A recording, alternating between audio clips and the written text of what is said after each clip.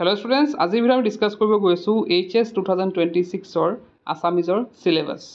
তো বহুতো ছাত্ৰ ছাত্ৰীৰ ৰিকুৱেষ্ট আছিল যে আসামিজৰ সিলেবাসটো ডিসকাস কৰিব লাগে। তো সেই কাৰণে আজি ভিডিঅ'টো লৈ আহিছো।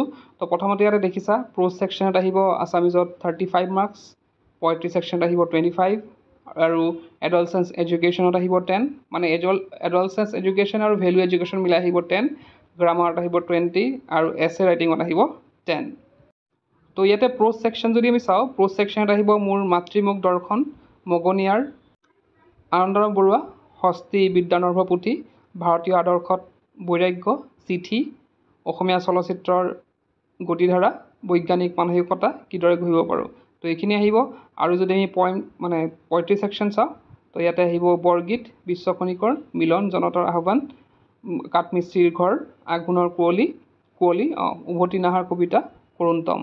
ইয়াৰ পিছতে আছে নেক্সট ইউনিট 3। এইটো ইউনিট 3 দুটা টপিক কভাৰ হ'ব, মূল্যবোধ শিক্ষা, কৈশোৰকাল আৰু ইয়াৰ উপযোগী শিক্ষা। তো এই দুটাৰ পৰা কি আহিব 10 মাৰ্কস। আৰু এতিয়া গ্ৰামাৰ যদি চাওঁ, অসমীয়া গ্ৰামাৰ কি আহিব, ক্ৰিয়া বিভক্তি আৰু নাম বিভক্তি, আকৌ আহিব প্ৰত্যয়, কৃত প্ৰত্যয়, তদ্ধিত প্ৰত্যয়, জতুৱা ঠাঁচ হৈ গ'ল। আৰু ৰচনা, এতিয়া ৰচনা কিছুমান টপিক দিয়া হৈ আছে, ছেম টু নাহে, কিন্তু এই বিষয়ক আহিব। যেনেকৈ ধৰা সংস্কৃতি, সাহিত্য সংস্কৃতি সম্পৰ্কীয়, বিজ্ঞান আৰু প্ৰযুক্তিবিদ্যা সম্পৰ্কীয়, সামাজিক আৰু প্ৰাকৃতিক পৰিৱেশ সম্পৰ্কীয়, কৃষি আৰু অৰ্থনীতি সম্পৰ্কীয়, ক্ৰীড়া সম্পৰ্কীয় আৰু ভ্ৰমণ সম্পৰ্কীয়। তো এই টপিকবিলাকৰ পৰা তোমালোকৰ এছেবিলাক আহে। তোমালোকৰ প্ৰিভিয়াছ ইয়াৰবিলাক চালে কি এছে আহিছিল, কেনেধৰণৰ আহিছিল, তেতিয়া তোমালোকে আইডিয়া কৰিব পাৰিবা। তাৰোপৰি আমি চেষ্টা কৰি চাম বাৰু বেলেগ এটা ভিডিঅ'ত যে এইবাৰ কেনেধৰণৰ এছে আহিব পাৰে সেইটো আলোচনা কৰিবলৈ। এতিয়া আমি এখন কুৱেশ্যন পেপাৰ চাওঁ, লাষ্ট ইয়াৰ কুৱেশ্যন পেপাৰখন চাম, 2025ত আহি যোৱা অসমীয়া কুৱেশ্যন পেপাৰখন। তেতিয়া আমি আৰু চিলেবাছটো বা কেনেধৰণৰ কুৱেশ্যন আহে তাৰ ওপৰত বেছিকৈ আমি জানিব পাৰিম।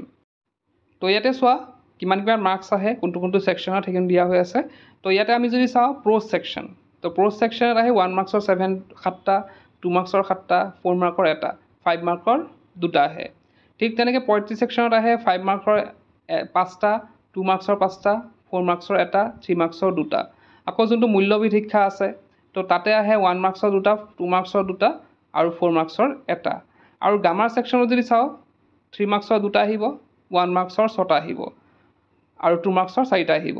আৰু বাকী আমাৰ যোনটো এছে আছে, তো এছেত আহিব 10 মাৰ্কছ। তো ইয়াতে যদি চোৱা তোমালোকৰ 1 মাৰ্কছৰ 7টা কুৱেশ্যন আহে, কিন্তু অপশ্যন থাকে 10টা।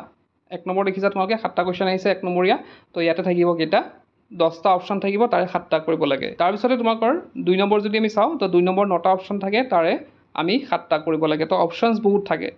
তো এনেকুৱা হয় ধৰা কিছুমান কুৱেশ্যন যদি আমাৰ মনত নাথাকে, আমি বেলেগ কুৱেশ্যনো লিখিব পাৰোঁ, গোটেইকেইটা লিখিব লাগিব কোনো কথা নাই, অপশ্যনছ থাকিব। তাৰপিছত দেখিছা ইয়াতে ব্যাখ্যা আহে, যিকোনো এটা কৰিব দিয়ে, 3টা অপশ্যন দিয়া হয়। ঠিক তেনেদৰে যিকোনো 2টা প্ৰশ্ন উত্তৰ লিখিব দিয়া হয়, লং কুৱেশ্যন দিয়া হয় 5 মাৰ্কছৰ 2টা, তাৰে যিকোনো 2টা কৰিলে, 4টা দিয়া হয়, তাৰে 2টা কৰিলে হ'ল। ঠিক তেনেকৈ পয়েট্ৰি ছেকশ্যনতো 5টা 1 নম্বৰীয়া 5টা আহে, তো 7টা অপশ্যন থাকে, তাৰে 5টা কৰিব দিয়া হয়। তাৰপিছতহে 2 নম্বৰীয়া 5টা আহে, তো এটা 7টা অপশ্যন থাকে, যিকোনো 5টা কৰিব দিয়ে। তো তাৰপিছতে 7 নম্বৰ ব্যাখ্যা কৰিব দিয়ে, যিকোনো এফাকি, তো ইয়াতে অপশ্যন থাকে 3টা, তাৰে এটা কৰিলেই হ'ল। তাৰপিছতে ইয়াতে 8 নম্বৰ 3 নম্বৰীয়া 2টা কৰিব দিয়ে, 4টা অপশ্যন থাকে, তাৰে 2টা কৰিলেই হ'ল। তাৰপিছত যোনটো মূল্যবোধ আছে, তাৰে 1 নম্বৰীয়া 2টা কৰিব লাগে, 4টা অপশ্যন থাকে, যিকোনো 2টা কৰিলেই হ'ল। তাৰপিছত 2 মাৰ্কছৰ 2টা আহে, তো 4টা অপশ্যন থাকে, তাৰে 2টা কৰিলেই হ'ল।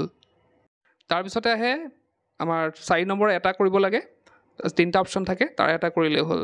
তো ইয়াতে চোৱা পিছত চমু টোকা লিখিব আহে, চমুকৈ লিখিব দিয়ে গ্ৰামাৰৰ এইখিনি। তো ইয়াতে যিকোনো 2টা কৰিব দিয়া হয়, 3 নম্বৰ থাকে, তো ইয়াতে 4টা অপশ্যন থাকে, যিকোনো 2টা কৰিলেই হ'ল। 13 নম্বৰটো তোমালোকে যদি চোৱা, ইয়াতে কি লিখিছে, যিকোনো 6টা শব্দত যোগ হোৱা প্ৰত্যয়বোৰ ভাঙি কি প্ৰত্যয় যোগ হৈছে লিখিব দিছে, যিকোনো 6টা। তাৰপিছত ইয়াতে দেখিছা জতুৱা ঠাঁচ কৰিব দিছে, যিকোনো 4টা, অপশ্যনছ বহুত আছে, তো 2 নম্বৰকৈ থাকে 8 নম্বৰ। তাৰপিছত দিছে যিকোনো এটি বিষয়ত আমাৰ ৰচনা লিখিব দিছে। তো ৰচনাবিলাক তোমালোকে দেখিছা, যোনবিলাক আমি টপিক পঢ়ি আহিছোঁ, সেই টপিকবিলাক কভাৰ কৰিয়ে ইয়াত কি কৰিছে, ৰচনাবোৰ দিয়া হৈছে।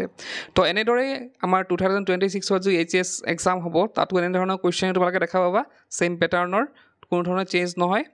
তো এইখিনি বস্তু ভালদৰে বুজি ল'বা আৰু সেইমতে যদি তোমালোকে প্ৰস্তুতি কৰা তোমালোকৰ আছামিজত লেটাৰ পোৱাটো সহজ হ'ব আৰু দেখিছা তোমালোকৰ ইমান অপশ্যনছ থাকে তো তোমালোকে যদি অলপ চেষ্টা কৰা ভালদৰে আৰু ৰাইটিং যদি অলপ শুধৰাই লোৱা নিজকে ৰাইটিঙৰ ক্ষেত্ৰত তেন্তে মানে লেটাৰ পোৱাটো প্ৰায় নিশ্চিত হৈ পৰিব তোমালোকৰ কাৰণে তো আজি ভিডিঅ'তে শেষ কৰিলোঁ। কিপ ৱাচিং, ইউ কেন লাৰ্ণ।